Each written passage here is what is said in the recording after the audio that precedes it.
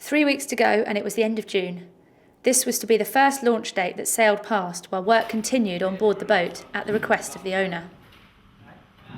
We made the coamings, which we made a jig up for and laminated up new coamings. When they were in, we could then lay a new teak deck in the cockpit area, so we put a teak deck seating round. So we've done that. While just the bare bones of the furniture were in place, the bilges were painted. And now the mast has gone in today. So now they're sorting the rigging out. So it's getting there. We're nearly there.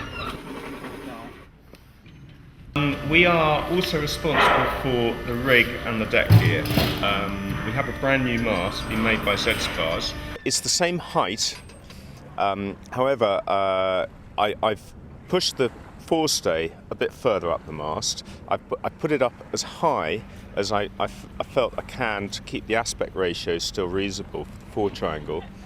And we've put extra spreaders on to stiffen the top of the mast because the spinnakers will now be flown from the top of the mast, not from the top of the forestay. And did you work with Ratsey and Lapthorne on designing the rig and the sails? Very much so. I have a great relationship with Andy Castle anyway, and he and I just were backwards and forwards and on the information and chatting all the way through the whole thing. Bob wanted Erida to be more of a racing boat than a traditional boat, so we have used this type of latest material which is called flex, and it is a scrim laid on top of a mylar, which is a clear fabric like this. We have made a Solent jib and a mainsail and a spinnaker and an asymmetric. And how long did it take to make that?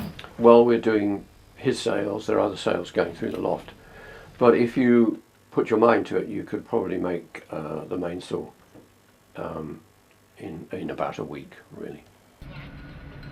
Back down at Lallows, the mast then came out and Erida returned to the shed. Work on board continued, although the list of jobs to do was ever shrinking. The furniture was fitted into the final positions. Wood for the berths was cut to shape and the locker covers were crafted into them. The steel fabrication work continued on the rudder fittings, and work started on the bow roller.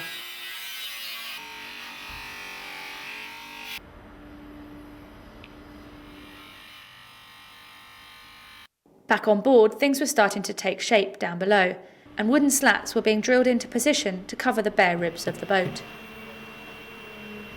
Templates were made up for the floorboards, and while they were being made, a teak cockpit grille was constructed.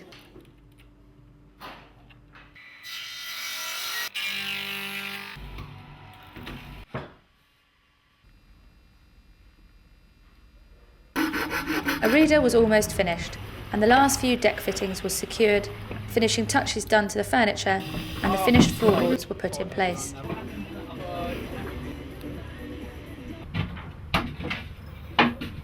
On the 10th of October 2009, 6 months after the boat arrived in Cowes, there was a launch party to celebrate the completion of the restoration. Hopefully for some good racing results. Bob's wife smashed a bottle of champagne over the bow, and Erida ran down the slipway into the water.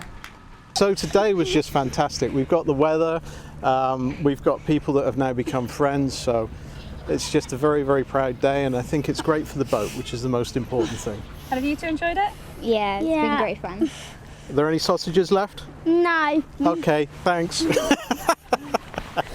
And just finally, did you ever start to wonder if this day would arrive? No, absolutely not.